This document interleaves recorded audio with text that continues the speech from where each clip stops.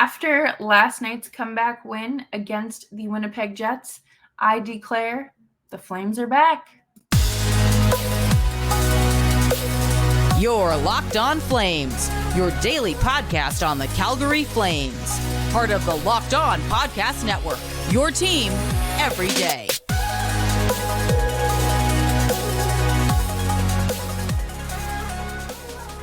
Hello, everyone, and welcome to today's episode of Locked On Flames. As always, I'm your host, Jess Belmosto, and thank you so much for joining me here today. Today's episode is brought to you by Game Time. Download the Game Time app, create an account, and use code LOCKEDONNHL for $20 off your first purchase. The Flames wrapped up their preseason, finishing 4-1-1, and it was a very stereotypical Flames win.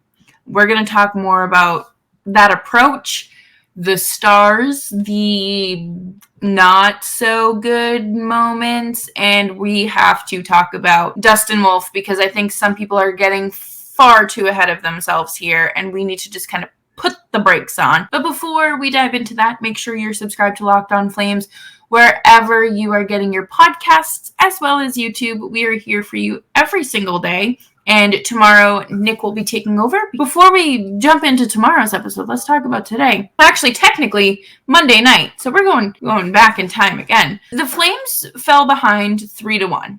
Okay? There's it was 3-1 joke. No, this does not apply to the Flames, okay?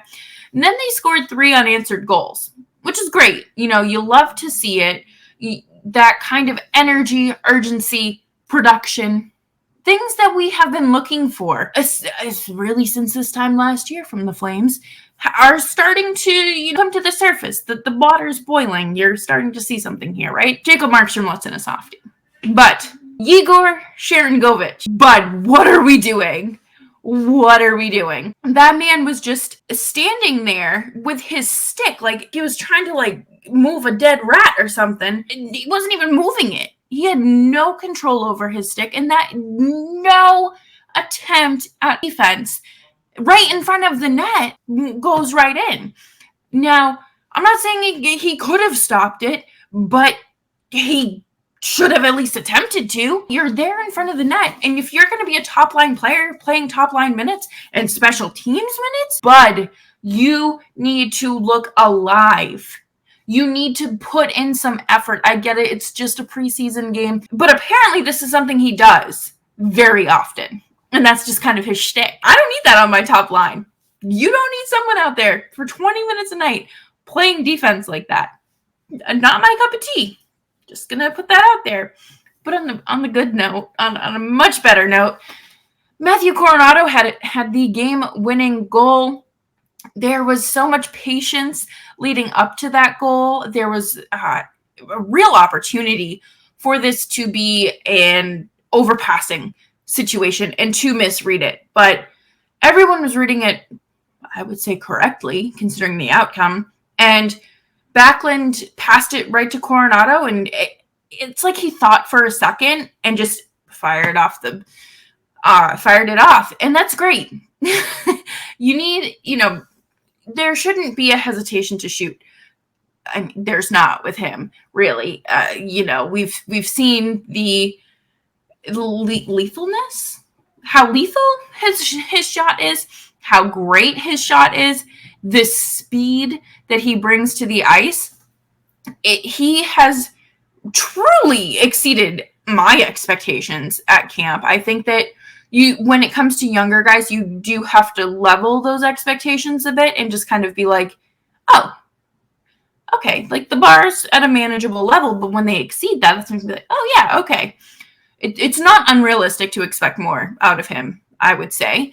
And he wasn't the only young player to have a really good night last night. Dillon Dube had 2 shots. He technically had 1 goal and 2, but 1 was called back, so he only has 1 on the score sheet. But he found the back of the net twice, and that's what matters. I think that it was the rebound off of Osterley that was very impressive. It was dirty. It was gritty. It was that net front presence that the Flames have been looking for. They need someone to be able to finish and clean up, and they did that. Dillon Dube did that, and Osterley really has had a really impressive camp as well.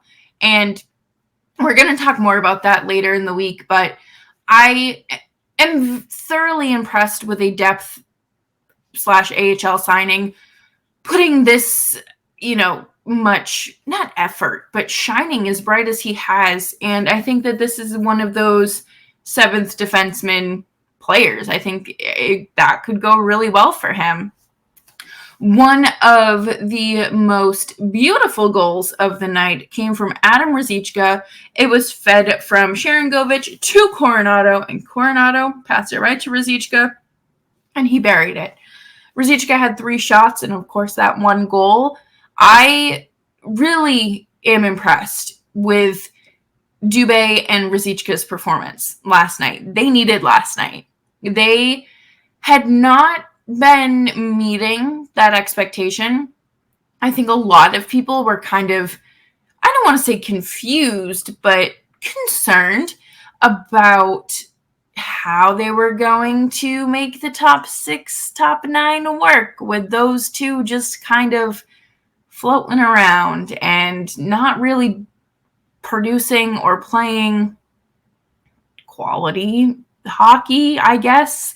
I mean, I don't know how you measure quality hockey in stats, if that's even in advanced stats. I know there's quality starts. They weren't playing to their ability, and that's what I think a lot of people were concerned about. But it's great to see that they had the night that they did. I do think it's also great that they outshot the Jets 19-14. I'm glad that they're getting the puck on their stick and they're shooting.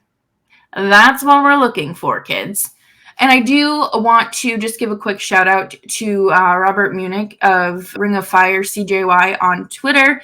He has always posted highlights and clips from games, and they have been very resourceful and useful to me this preseason, because I haven't been able to get every single game on ESPN Plus, and that's just one of the perks of living in America, severely out of market across the continent. But this is Flames hockey.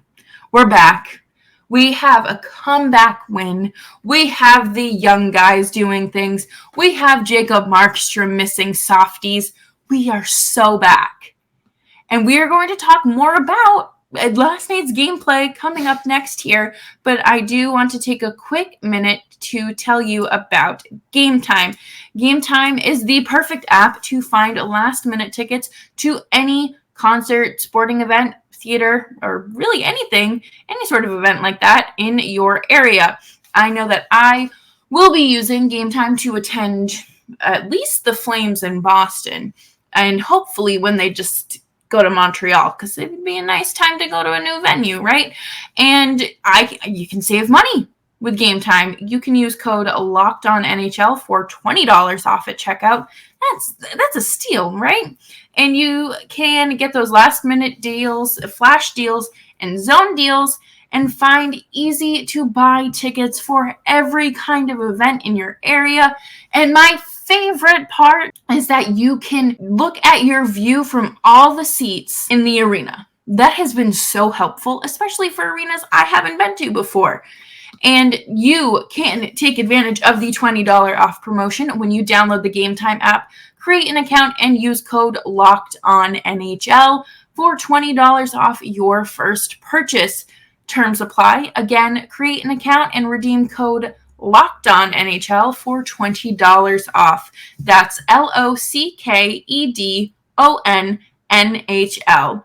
Download Game Time today. Last minute tickets, lowest price guaranteed. Thanks everyone for sticking around, hanging out with me as we roll into the regular season. I didn't think we were ever going to get here. The season ended in April, and we've made it. It's been 6 long months, and we're here. Could last night's roster be what we see opening night 8 days from now? I think that there's a strong possibility that that's the case. Of course, they need to figure out their cap compliance things in this next stint of time. I'm not entirely sure if what the deadline is. Like, I'm just assuming it's opening night to be cap compliant. But what are they going to do? This is, again, I'm opening a whole nother can of worms here, but what are they doing with Oliver Kylington? What does he need to succeed? Is it more time away? Do we put him back on LTIR? What's the plan here? But that, again, we will talk about that at some other point. But last night's approach to the game, or outcome, was it was good. You know, you would have earned 2 points in the regular season. Love to see that. 2 points are 2 points, no matter how you earn them. You can't necessarily always play from behind and have that outcome. It shows that you're strong, that you have the energy, you have the stamina, all those buzzwords, perseverance, resilience. You aren't taking your foot off of the gas, and that's great. And I do want to give credit to Backlund as well, because he had 6 shots last night with a goal. I thought that he was playing very well for, not that he wasn't bad last season by any means, but of course it's another year later, and he's not a spring chicken, so you're always kind of not side-eyeing, but a little skeptical of what an older player is going to bring to the table. And he has looked really great. I really, really like what we've seen from him and Coronato together. I need to see more of it. Mikael Backlund he signed that contract, and it's like dad strength, but more money in my bank account strength with him. And I'm really excited to see how he leads this team this season, and how the players are obviously going to be receptive. We're not dumb. They know we're not dumb. And it's really feeling like this team actually has a reason to play, and it's not just them going to clock into work and hopefully survive their 3-hour shift and then leave and cry in their car on their way home. If you've ever worked retail or food service, you know those types of shifts. And it's like these people are happy to be back at the rink, and I'm loving that. I want to see that all season long. I get it. Bumps in the roads are going to happen, but for the Flames to truly succeed, they need to be having fun. And I think that that's possible. I think that that is very doable. The way that we're going to avoid burnout and pure exhaustion is not playing from behind as many times as we did last season and what we saw last night. When you play from behind, you don't have that safety net. You really don't have that safety net unless you're leading by a lot. But when you are coming from behind, you don't have the opportunity to have a bad shift, to have, your defense kind of looking like Swiss cheese a little bit. And your goalie really has to be able to stop everything. It doesn't matter if it's, like a snipe from best player in the world, or if it's a little tumbling muffin. You have to stop it. And Markstrom did not prove that last year. He struggled, and that's okay. A lot of this team did, and they're working their way back. And I think that we're seeing just a better team. I get it. It's only the preseason. You can't be too overly confident, but I really like what we saw in these preseason games. I think it's a little hard when you aren't getting what you thought you were going to get. We thought Oliver Kylington was going to be back. We thought that Jacob Pelletier would be playing, and they're not. And to each circumstance, that's, you have to be able to adjust. And having plan B, plan C, plan D to triple Z is what's going to make this a successful season. And I don't think that the Flames can play every single game. No one can. No team can at 100% for 60 minutes, 82 games this season. There are some games where you you can take your foot off the gas and you can kind of coast. They did that last year, except they ended up getting into pretty bad accidents with teams like Arizona and Chicago. So maybe it's best for them to not look at things like that. But there will come a point in the season where they'll be able to, they won't have to play. They can match their opponent and they can play down. Not always a good way to do it, but if it's like a random night in February, okay, that's fine. Non-divisional, non-conference game, it's fine. As long as you're not fighting for a playoff spot, I guess. But at the end of the day, you don't want to be playing from behind. It's hard. It takes so much energy out of you, and it does pile up. Like, you have like your regular exhaustion. Let's look at it like this, okay? As a human being, right? We go to bed, but say you stay up super late because you're watching Sunday Night Football and, you didn't sleep well the night before and you have to be up early for work on Monday. You're falling behind. And then, I have to stay up late Monday night to get caught up on work and then get up early on Tuesday. Like, you fall behind. It's impossible to fully catch up. And I don't think the Flames should find themselves in that many situations this season. I would like for them to avoid it entirely, but that's just not something you can do. The Flames are so back. I'm so happy. I'm not saying this team is going to win a division, win a conference, win a regular, they're probably going to be a wild card team. That's okay. As long as they're in at some point, that is success. And we are going to talk about rushing a player's success here in just a second, but I want to talk to you about FanDuel, because who doesn't love placing a good bet on a football game or a hockey game, basketball starting soon? Snap into action this NFL season with FanDuel, America's #1 sportsbook. Right now, new customers get $200 in bonus bets when they place a $5 bet. That is $200 in bonus bets guaranteed, win or lose. If you've been thinking about joining FanDuel, there is no better time to get in on the action.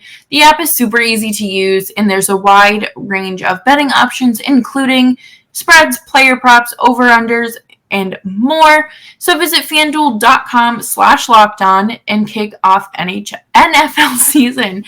FanDuel, the official partner of the NFL.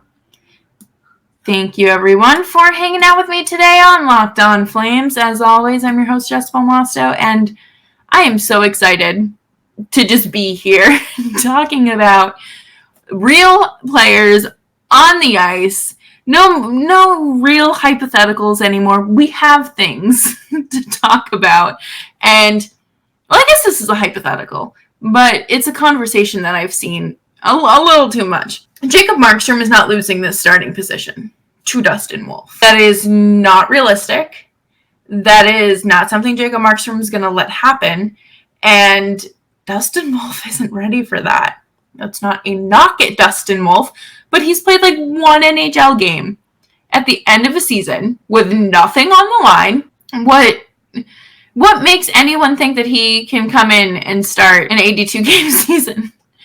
Didn't we watch a heavy workload break Jacob Markstrom? Do we want to do that to a young goalie? I personally don't, especially one that is more than likely the future of Flames goaltending for the next decade. I would like to see him succeed and not set him up for failure. I don't know why there's this.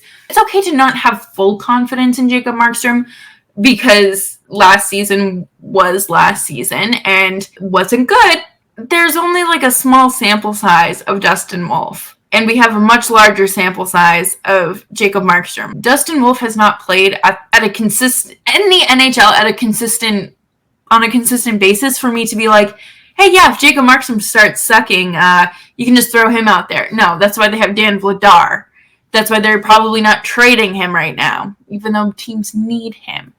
And this is an opportunity for the Flames to not rush someone's development. Yes, Dustin Wolf is someone that's proven they're NHL ready. And being NHL ready does not mean you're immediate success. You can mature out of the AHL or out of college or junior, like whatever the case may be. But you still have to not reinvent your game in the NHL, but you have to find your game at the NHL level. It's not the same. And that is something that has been reiterated time after time after time. I feel like it's lost on people. And now, you know what? If Markstrom loses his job by Christmas, then the Flames have much bigger issues to worry about than getting Dustin Wolf or finding a starter. They're going to have to look at a lot of different things and reevaluate. But putting Dustin Wolf out there, say by Christmas, right? Come in, okay, January 2, when the holiday freeze is over. What makes you think that him and Vladar or whoever, like, that backup is going to be? I guess it would have to be Markstrom. He's healthy, and that's why he's not missing games or not starting. What makes you think that that's like realistically going to work? I have not seen, and again, this is not a knock on Dustin Wolf. This is just a fact. We have not seen enough of Dustin Wolf in the NHL regular season for me to comfortably say, yeah, he could absolutely start, 4 or 5 games more a month. I don't think that that's really a good approach to things because, again, rushing development does not help anyone. It just hurts you in the long run. And Dan Vladar has an established foundation in the NHL compared to Dustin Wolf. So it's not going to happen. And I'm fine going on the record with that. And if you would like to clip this and use this against me when the time comes, go right ahead. But that'll do it for now on today's episode of Locked On Flames. Thank you so much for joining me and hanging out as we count down the days to Calgary Flames regular season hockey. I got a Heritage Classic shirt in the mail from Fanatics. If you're on YouTube, you can see it. But it has like the Heritage Classic patch with the logo and the Flames crest. I like it. It's a very comfortable shirt. But yeah, you should definitely buy yourself some Heritage Classic merch and treat yourself because you deserve a treat. So thank you everyone for hanging out with me today on Locked On Flames. As always, I'm your host, Jess Belmosto, and Nick will be with you tomorrow. And I'm sure that he is cooking up something good because he always has the fun and creative ideas. And I will be back on Thursday. Have fun, stay safe, stay hydrated, and be kind.